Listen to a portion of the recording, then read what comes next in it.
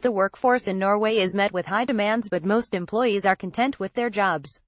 Photo Shutterstock. Around 94% of the workforce in Norway is satisfied with working conditions, as compared to 86% in the EU.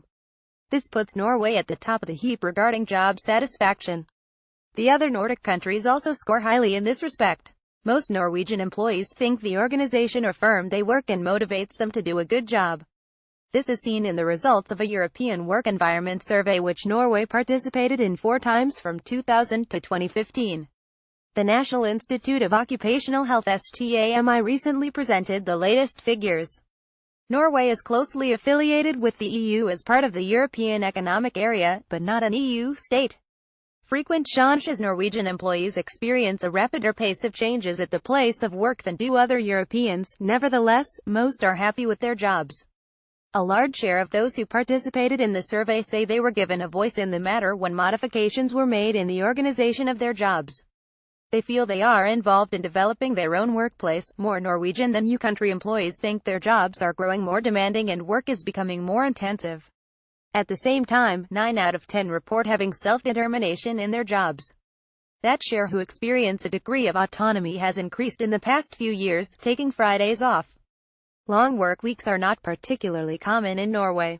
About 8% inform that they work 45 hours a week or more. 15% in the EU countries say the same.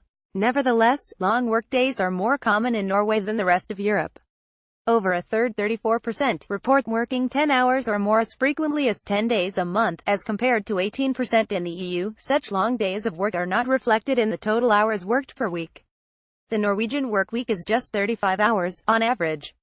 Men work slightly shorter work weeks than they used to, whereas women work a tad longer. Perhaps many are working more the first days of the week and taking Fridays off, suggested Cecilie Augusted at STAMI when commenting the apparent contradiction between long work days and short work weeks as she and her colleagues presented the report.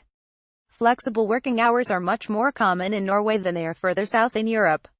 Balance of work and leisure time. The survey asked employees whether they are plagued during their leisure time by job-related worries and problems, whether they were too exhausted to do tasks at home after work, or if such job problems detracted from their time with their families. Norway came out on top of all the other European countries in the study in this respect.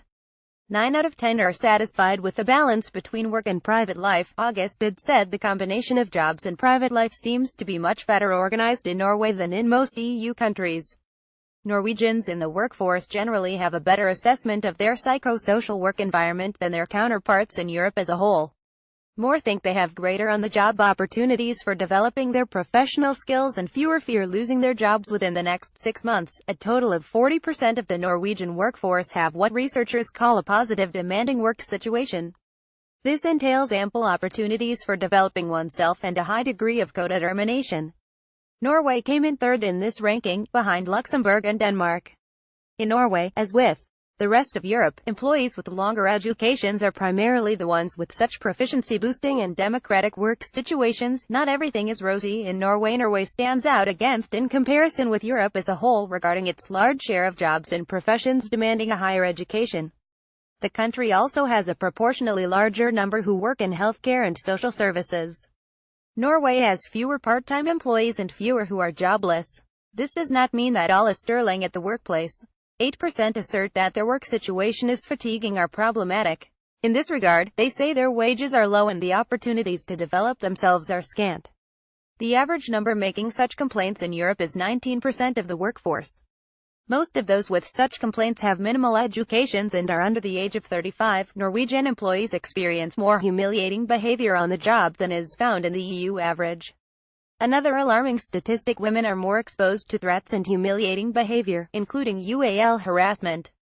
Although Norwegian employees are amongst the most satisfied with their jobs in Europe and 8 out of 10 say their health is good, Norwegians take the most leaves of absence on the grounds of sickness in Europe. That said, Norwegian employees are less likely than their counterparts elsewhere in Europe to claim their jobs have a negative impact on their health. Read the Norwegian version of this article at forskning.no.